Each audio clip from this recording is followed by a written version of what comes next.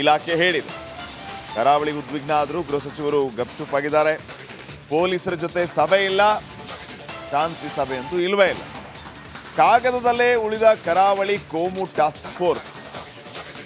ಮಂಗಳೂರಿನ ಕಾನೂನು ಸುವ್ಯವಸ್ಥೆ ಕಣ್ಮರೆ ಆಯ್ತಾ? ಹಾಗಿದ್ರೆ ಇಲ್ಲಿನ ಕಾನೂನು ಸುವ್ಯವಸ್ಥೆ ವಿಚಾರವನ್ನ ಕೇಳೋರು ಯಾರು, ಹೇಳೋರು ಯಾರು, ನಿಯಂತ್ರಣಕ್ಕೆ ತರೋರು ಯಾರು?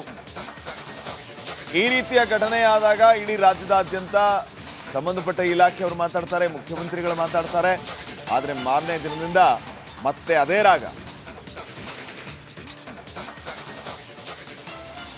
ಇನ್ನ ಸಚಿವರು, ಅದರಲ್ಲೂ ಗೃಹ ಸಚಿವರು, ಈ ಹಿಂದೆ ಈ ಸುಹಾಸ್ ಶೆಟ್ಟಿ ಕೊಲೆ ಆದಂಥ ಸಂದರ್ಭದಲ್ಲಿ ನೇರವಾಗಿ ಮಂಗಳೂರಿಗೆ ಬರ್ತಾರೆ, ಸುದ್ದಿಗೋಷ್ಠಿಯನ್ನು ಮಾಡ್ತಾರೆ.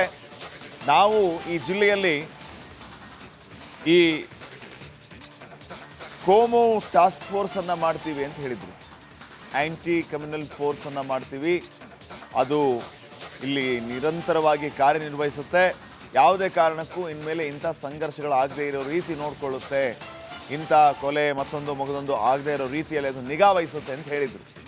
ಅದು ಇನ್ನೂ ಆಗಿದೆಯೋ ಇಲ್ವೋ ಅದಕ್ಕೆ ಗೃಹ ಸಚಿವರೇ ಉತ್ತರ ಕೊಡಬೇಕು. ಇನ್ನು ಈ ಕಡೆ ಉಸ್ತುವಾರಿ ಸಚಿವರಾಗಿರುವಂಥ ದಿನೇಶ್ ಗುಂಡೂರಾವ್ ಒಂದು ಟ್ವೀಟ್ ಮಾಡಿದರು. ಶಿವಮೊಗ್ಗದಲ್ಲೆಲ್ಲೋ ಕೂತ್ಕೊಂಡು ಇದಕ್ಕೆ ಸಂಘ ಪರಿವಾರದವರು ಇಂಥ ಕೆಲಸ ಮಾಡ್ತಾ ಇದ್ದಾರೆ, ಹಾಗೆ ಹಿಂಗೆ ಅಂತ ಮಾತಾಡಿದರು. ತಳಬುಡ ಇಲ್ಲದೆ ಅವರು ಸುಮ್ಮನೆ ಕೂತ್ಕೊಂಡು. ಆ್ಯಕ್ಚುಲಿ ಇಲ್ಲಿ ಆಗಬೇಕಾಗಿರೋದೇನು, ಈ ಸಂದರ್ಭದಲ್ಲಿ ಜನರ ಆತಂಕವನ್ನು ದೂರ ಮಾಡಬೇಕು. ಅಮಾಯಕರು ರಸ್ತೆಗಿಳಿಯುವಂಥದ್ದೇ ಕಷ್ಟ ಆಗ್ಬಿಟ್ಟಿದೆ ದಕ್ಷಿಣ ಕನ್ನಡದಲ್ಲಿ. ಯಾವಾಗ ಯಾರು ಹೆಣ ಬೀಳುತ್ತೋ ಮತ್ತೆ ಪ್ರತಿಕಾರ ಅಂತ ಹೇಳಿ ಯಾರನ್ನು ಎತ್ತಾರೋ ಇದೇ ರೀತಿಯ ಪರಿಸ್ಥಿತಿಯಲ್ಲಿ ನಿರ್ಮಾಣ ಆಗಿದೆ. ಇನ್ನು ನಿಗಾ ವಹಿಸಬೇಕಾದಂಥವ್ರು ಸೋಷಿಯಲ್ ಮೀಡಿಯಾದಲ್ಲಿ ಒಬ್ಬೊಬ್ಬರು ಫೋಟೋ ಹಾಕ್ತಾರೆ, ಇನ್ನು 1 ತಿಂಗಳ ನಿನ್ನ ಆಟ, ಆಮೇಲೆ ನಿನ್ನನ್ನು ಮಟಾಶ್ ಮಾಡ್ತೀವಿ ಅಂತ ಓಪನ್ ಆಗೇ ಪ್ರತಿದಾಳಿಯ ಎಚ್ಚರಿಕೆಯನ್ನು ಕೊಡುವಂಥ ಕೆಲಸ ಮಾಡ್ತಾ ಇದ್ದಾರೆ. ಇಂಥವ್ರ ಮೇಲೆ ಯಾಕೆ ನಿಗಾ ವಹಿಸುವಂಥ ಕೆಲಸ ಆಗಬಾರ್ದು? ಆ ಭೀತಿ ಅಲ್ಲಿನ ಜನರನ್ನ ಕಾಡ್ತಾ ಇದೆ. ಕರಾವಳಿಯಲ್ಲಿ ನಾಳೆಯವರೆಗೆ ನಿಷೇಧಾಜ್ಞೆ ಜಾರಿಯಲ್ಲಿರುತ್ತೆ. 30ನೇ ತಾರೀಕಿನ ಸಂಜೆ 6 ಗಂಟೆವರೆಗೂ ಅಂತ ಈಗಾಗಲೇ ಇಲಾಖೆ ಹೇಳಿದೆ. ಕರಾವಳಿ ಉದ್ವಿಗ್ನ ಆದರೂ ಗೃಹ ಸಚಿವರು ಗಪ್ಚುಪ್ಪಾಗಿದ್ದಾರೆ. ಪೊಲೀಸರ ಜೊತೆ ಸಭೆ ಇಲ್ಲ, ಶಾಂತಿ ಸಭೆ ಅಂತೂ ಇಲ್ವೇ ಇಲ್ಲ. ಕಾಗದದಲ್ಲೇ ಉಳಿದ ಕರಾವಳಿ ಕೋಮು ಟಾಸ್ಕ್ ಫೋರ್ಸ್. ಮಂಗಳೂರಿನ ಕಾನೂನು ಸುವ್ಯವಸ್ಥೆ ಕಣ್ಮರೆ ಆಯ್ತಾ? ಹಾಗಿದ್ರೆ ಇಲ್ಲಿನ ಕಾನೂನು ಸುವ್ಯವಸ್ಥೆ ವಿಚಾರವನ್ನ ಕೇಳೋರು ಯಾರು, ಹೇಳೋರು ಯಾರು, ನಿಯಂತ್ರಣಕ್ಕೆ ತರೋರು ಯಾರು? ಈ ರೀತಿಯ ಘಟನೆ ಆದಾಗ ಇಡೀ ರಾಜ್ಯದಾದ್ಯಂತ ಸಂಬಂಧಪಟ್ಟ ಇಲಾಖೆಯವರು ಮಾತಾಡ್ತಾರೆ, ಮುಖ್ಯಮಂತ್ರಿಗಳು ಮಾತಾಡ್ತಾರೆ. ಆದರೆ ಮಾರನೇ ದಿನದಿಂದ ಮತ್ತೆ ಅದೇ ರಾಗ. ಇನ್ನು ಸಚಿವರು, ಅದರಲ್ಲೂ ಗೃಹ ಸಚಿವರು, ಈ ಹಿಂದೆ ಈ ಸುಹಾಸ್ ಶೆಟ್ಟಿ ಕೊಲೆ ಆದಂಥ ಸಂದರ್ಭದಲ್ಲಿ ನೇರವಾಗಿ ಮಂಗಳೂರಿಗೆ ಬರ್ತಾರೆ, ಸುದ್ದಿಗೋಷ್ಠಿಯನ್ನು ಮಾಡ್ತಾರೆ. ನಾವು ಈ ಜಿಲ್ಲೆಯಲ್ಲಿ ಈ ಕೋಮು ಟಾಸ್ಕ್ ಫೋರ್ಸ್ ಅನ್ನು ಮಾಡ್ತೀವಿ ಅಂತ ಹೇಳಿದರು. ಆ್ಯಂಟಿ ಕಮ್ಯುನಲ್ ಫೋರ್ಸ್ ಅನ್ನು ಮಾಡ್ತೀವಿ, ಅದು ಇಲ್ಲಿ ನಿರಂತರವಾಗಿ ಕಾರ್ಯನಿರ್ವಹಿಸುತ್ತೆ, ಯಾವುದೇ ಕಾರಣಕ್ಕೂ ಇನ್ಮೇಲೆ ಇಂಥ ಸಂಘರ್ಷಗಳಾಗದೇ ಇರೋ ರೀತಿ ನೋಡಿಕೊಳ್ಳುತ್ತೆ, ಇಂಥ ಕೊಲೆ ಮತ್ತೊಂದು ಮಗದೊಂದು ಆಗದೇ ಇರೋ ರೀತಿಯಲ್ಲಿ ಅದು ನಿಗಾ ವಹಿಸುತ್ತೆ ಅಂತ ಹೇಳಿದರು.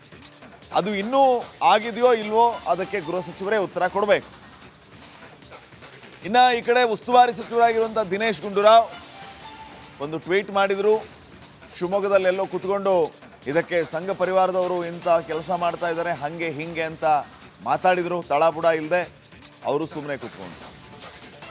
ಆ್ಯಕ್ಚುಲಿ ಇಲ್ಲಿ ಆಗಬೇಕಾಗಿರೋದೇನು, ಈ ಸಂದರ್ಭದಲ್ಲಿ ಜನರ ಆತಂಕವನ್ನು ದೂರ ಮಾಡಬೇಕು. ಅಮಾಯಕರು ರಸ್ತೆಗಿಳಿಯುವಂಥದ್ದೇ ಕಷ್ಟ ಆಗ್ಬಿಟ್ಟಿದೆ ದಕ್ಷಿಣ ಕನ್ನಡದಲ್ಲಿ. ಯಾವಾಗ ಯಾರು ಹೆಣ ಬೀಳುತ್ತೋ ಮತ್ತೆ ಪ್ರತಿಕಾರ ಅಂತ ಹೇಳಿ ಯಾರನ್ನು ಎತ್ತಾರೋ ಇದೇ ರೀತಿಯ ಪರಿಸ್ಥಿತಿಯಲ್ಲಿ ನಿರ್ಮಾಣ ಆಗಿದೆ.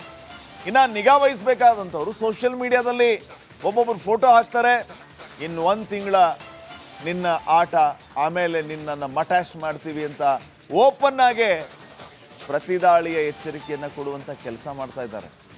ಇಂಥವ್ರ ಮೇಲೆ ಯಾಕೆ ನಿಗಾ ವಹಿಸುವಂಥ ಕೆಲಸ ಆಗಬಾರ್ದು ಪೊಲೀಸರಿಂದ? ಇದು ಸದ್ಯಕ್ಕಿನ ಪ್ರಶ್ನೆ ಆಗಿದೆ. ಆ ಭೀತಿ ಅಲ್ಲಿನ ಜನರನ್ನ ಕಾಡ್ತಾ ಇದೆ.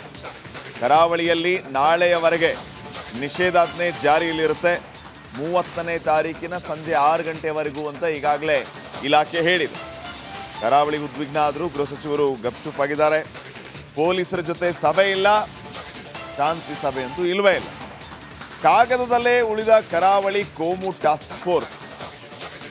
ಮಂಗಳೂರಿನ ಕಾನೂನು ಸುವ್ಯವಸ್ಥೆ ಕಣ್ಮರೆ ಆಯ್ತಾ ಹಾಗಿದ್ರೆ? ಇಲ್ಲಿನ ಕಾನೂನು ಸುವ್ಯವಸ್ಥೆ ವಿಚಾರವನ್ನ ಕೇಳೋರು ಯಾರು, ಹೇಳೋರು ಯಾರು, ನಿಯಂತ್ರಣಕ್ಕೆ ತರೋರು ಯಾರು? ಈ ರೀತಿಯ ಘಟನೆ ಆದಾಗ ಇಡೀ ರಾಜ್ಯದಾದ್ಯಂತ ಸಂಬಂಧಪಟ್ಟ ಇಲಾಖೆಯವರು ಮಾತಾಡ್ತಾರೆ, ಮುಖ್ಯಮಂತ್ರಿಗಳು ಮಾತಾಡ್ತಾರೆ. ಆದರೆ ಮಾರನೇ ದಿನದಿಂದ ಮತ್ತೆ ಅದೇ ರಾಗ. ಇನ್ನ ಸಚಿವರು, ಅದರಲ್ಲೂ ಗೃಹ ಸಚಿವರು, ಈ ಹಿಂದೆ ಈ ಸುಹಾಸ್ ಶೆಟ್ಟಿ ಕೊಲೆಯಾದಂಥ ಸಂದರ್ಭದಲ್ಲಿ ನೇರವಾಗಿ ಮಂಗಳೂರಿಗೆ ಬರ್ತಾರೆ, ಸುದ್ದಿಗೋಷ್ಠಿಯನ್ನು ಮಾಡ್ತಾರೆ. ನಾವು ಈ ಜಿಲ್ಲೆಯಲ್ಲಿ ಈ ಕೋಮು ಟಾಸ್ಕ್ ಫೋರ್ಸನ್ನು ಮಾಡ್ತೀವಿ ಅಂತ ಹೇಳಿದರು. ಆ್ಯಂಟಿ ಕಮ್ಯುನಲ್ ಫೋರ್ಸನ್ನು ಮಾಡ್ತೀವಿ, ಅದು ಇಲ್ಲಿ ನಿರಂತರವಾಗಿ ಕಾರ್ಯನಿರ್ವಹಿಸುತ್ತೆ, ಯಾವುದೇ ಕಾರಣಕ್ಕೂ ಇನ್ಮೇಲೆ ಇಂಥ ಸಂಘರ್ಷಗಳಾಗದೇ ಇರೋ ರೀತಿ ನೋಡಿಕೊಳ್ಳುತ್ತೆ, ಇಂಥ ಕೊಲೆ ಮತ್ತೊಂದು ಮಗದೊಂದು ಆಗದೇ ಇರೋ ರೀತಿಯಲ್ಲಿ ಅದು ನಿಗಾ ವಹಿಸುತ್ತೆ ಅಂತ ಹೇಳಿದರು. ಅದು ಇನ್ನೂ ಆಗಿದೆಯೋ ಇಲ್ವೋ ಅದಕ್ಕೆ ಗೃಹ ಸಚಿವರೇ ಉತ್ತರ ಕೊಡಬೇಕು. ಇನ್ನು ಈ ಕಡೆ ಉಸ್ತುವಾರಿ ಸಚಿವರಾಗಿರುವಂಥ ದಿನೇಶ್ ಗುಂಡೂರಾವ್ ಒಂದು ಟ್ವೀಟ್ ಮಾಡಿದರು. ಶಿವಮೊಗ್ಗದಲ್ಲೆಲ್ಲೋ ಕೂತ್ಕೊಂಡು ಇದಕ್ಕೆ ಸಂಘ ಪರಿವಾರದವರು ಇಂಥ ಕೆಲಸ ಮಾಡ್ತಾ ಇದ್ದಾರೆ, ಹಾಗೆ ಹಿಂಗೆ ಅಂತ ಮಾತಾಡಿದರು. ತಳಬುಡ ಇಲ್ಲದೆ ಅವರು ಸುಮ್ಮನೆ ಕೂತ್ಕೊಂಡು. ಆ್ಯಕ್ಚುಲಿ ಇಲ್ಲಿ ಆಗಬೇಕಾಗಿರೋದೇನು, ಈ ಸಂದರ್ಭದಲ್ಲಿ ಜನರ ಆತಂಕವನ್ನು ದೂರ ಮಾಡಬೇಕು. ಅಮಾಯಕರು ರಸ್ತೆಗಿಳಿಯುವಂಥದ್ದೇ ಕಷ್ಟ ಆಗ್ಬಿಟ್ಟಿದೆ ದಕ್ಷಿಣ ಕನ್ನಡದಲ್ಲಿ. ಯಾವಾಗ ಯಾರು ಹೆಣ ಬೀಳುತ್ತೋ ಮತ್ತೆ ಪ್ರತಿಕಾರ ಅಂತ ಹೇಳಿ ಯಾರನ್ನ ಎತ್ತಾರೋ ಇದೇ ರೀತಿಯ ಪರಿಸ್ಥಿತಿಯಲ್ಲಿ ನಿರ್ಮಾಣ ಆಗಿದೆ.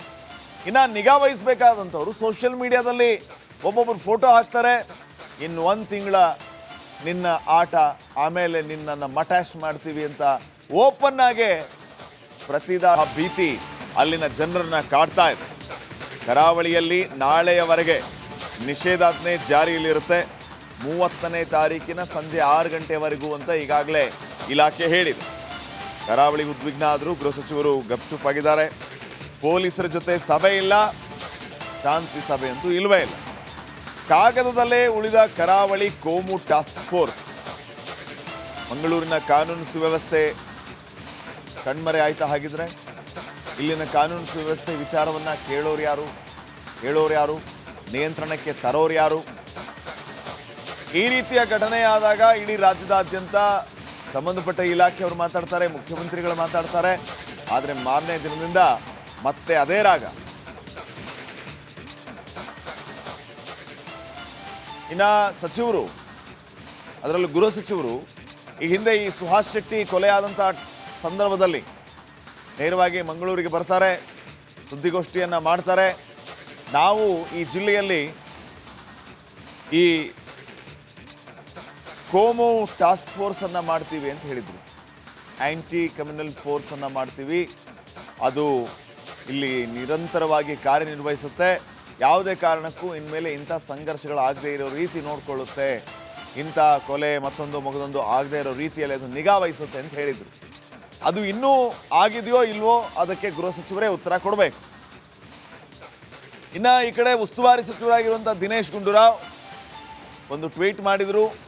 ಶಿವಮೊಗ್ಗದಲ್ಲೆಲ್ಲೋ ಕೂತ್ಕೊಂಡು ಇದಕ್ಕೆ ಸಂಘ ಪರಿವಾರದವರು ಇಂಥ ಕೆಲಸ ಮಾಡ್ತಾ ಇದ್ದಾರೆ, ಹಾಗೆ ಹಿಂಗೆ ಅಂತ ಮಾತಾಡಿದರು. ತಳಬುಡ ಇಲ್ಲದೆ ಅವರು ಸುಮ್ಮನೆ ಕೂತ್ಕೊಂಡು.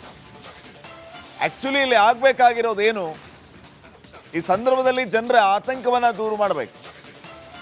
ಅಮಾಯಕರು ರಸ್ತೆಗಿಳಿಯುವಂಥದ್ದೇ ಕಷ್ಟ ಆಗ್ಬಿಟ್ಟಿದೆ ದಕ್ಷಿಣ ಕನ್ನಡದಲ್ಲಿ. ಯಾವಾಗ ಯಾರು ಹೆಣ ಬೀಳುತ್ತೋ ಮತ್ತೆ ಪ್ರತಿಕಾರ ಅಂತ ಹೇಳಿ ಯಾರನ್ನ ಎತ್ತಾರೋ ಇದೇ ರೀತಿಯ ಪರಿಸ್ಥಿತಿಯಲ್ಲಿ ನಿರ್ಮಾಣ ಆಗಿದೆ. ಇನ್ನು ನಿಗಾ ವಹಿಸಬೇಕಾದಂಥವ್ರು ಸೋಷಿಯಲ್ ಮೀಡಿಯಾದಲ್ಲಿ ಒಬ್ಬೊಬ್ಬರು ಫೋಟೋ ಹಾಕ್ತಾರೆ, ಇನ್ನು 1 ತಿಂಗಳ ನಿನ್ನ ಆಟ, ಆಮೇಲೆ ನಿನ್ನನ್ನು ಮಟಾಶ್ ಮಾಡ್ತೀವಿ ಅಂತ ಓಪನ್ ಆಗಿ ಪ್ರತಿದಾಳಿಯ ಎಚ್ಚರಿಕೆಯನ್ನು ಕೊಡುವಂಥ ಕೆಲಸ ಮಾಡ್ತಾ ಇದ್ದಾರೆ. ಇಂಥವ್ರ ಮೇಲೆ ಯಾಕೆ ನಿಗಾ ವಹಿಸುವಂಥ ಕೆಲಸ ಆಗಬಾರ್ದು ಪೊಲೀಸರಿಂದ? ಇದು ಸದ್ಯಕ್ಕಿನ ಪ್ರಶ್ನೆ ಆಗಿದೆ.